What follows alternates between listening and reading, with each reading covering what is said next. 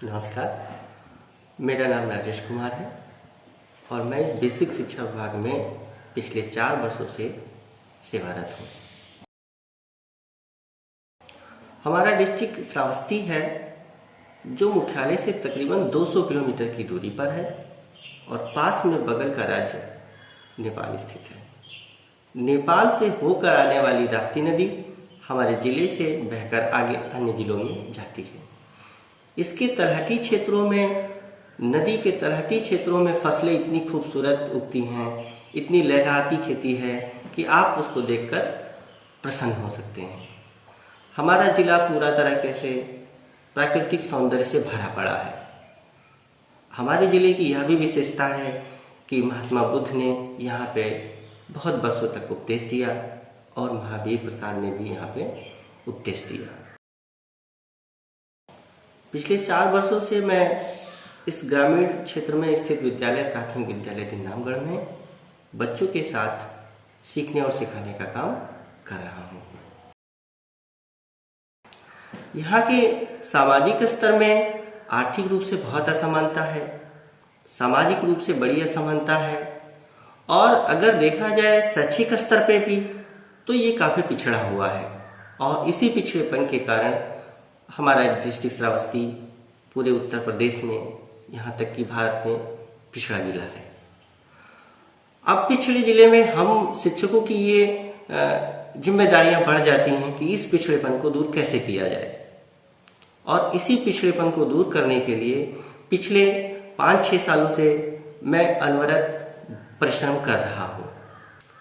अब चिंताएं शिक्षकों की इसलिए बढ़ रही हैं क्योंकि कोविड-19 की वजह से विद्यालय मध्य मार्च से ही बंद पड़े हैं और प्राथमिक विद्यालयों में एकदम बच्चे बुनियादी स्तर पर होते हैं, वो शिक्षा की शुरुआत ही कर रहे होते हैं।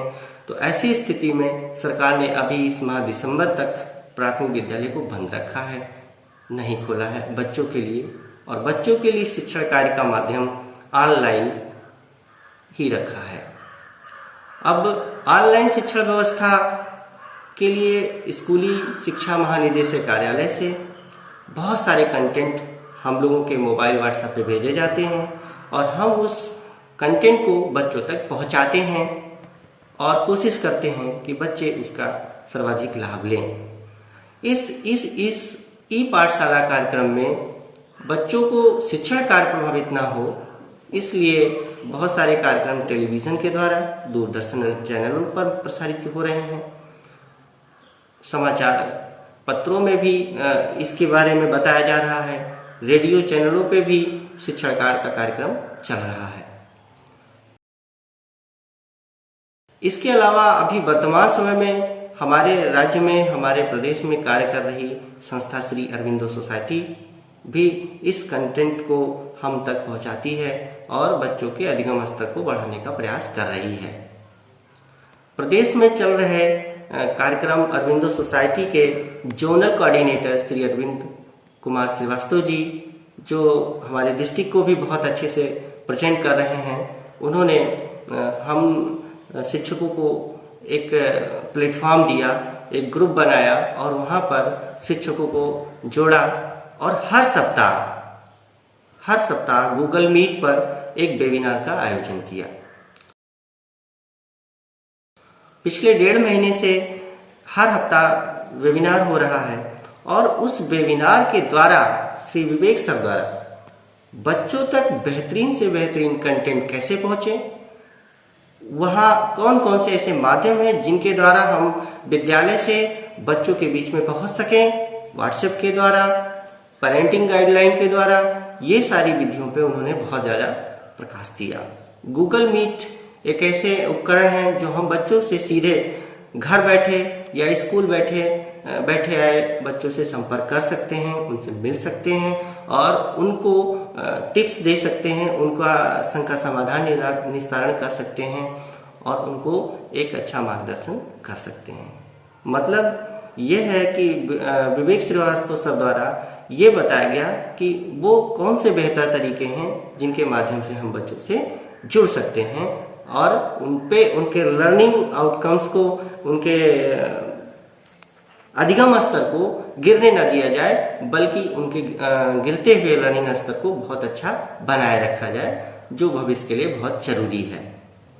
भारत सरकार ने इस समय प्रेरणा लक्ष्य निर्धारित किया है, प्रेरक विद्यालय हमें बनाना है, तो इसके लिए यह भी जरूरी है कि हम पूरे मनोयोग से इस कार्य को करते रहें और बच्चों के अधिगम स्तर को बनाते रहें।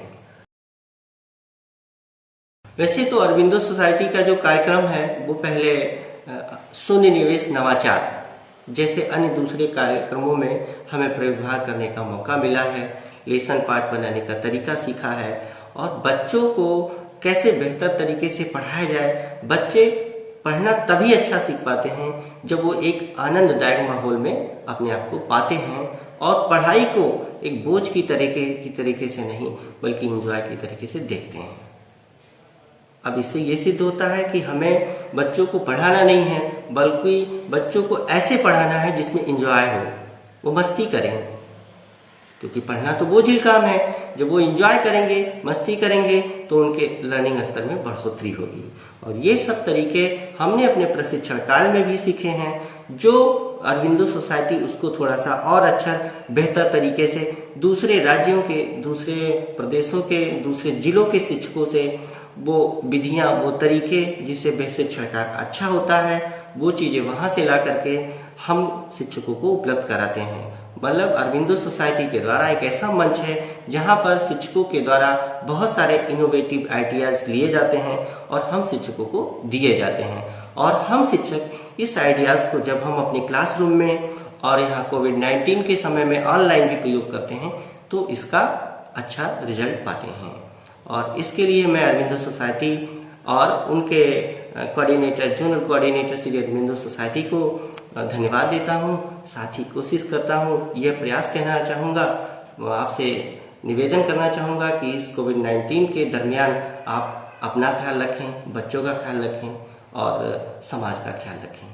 धन्यवाद।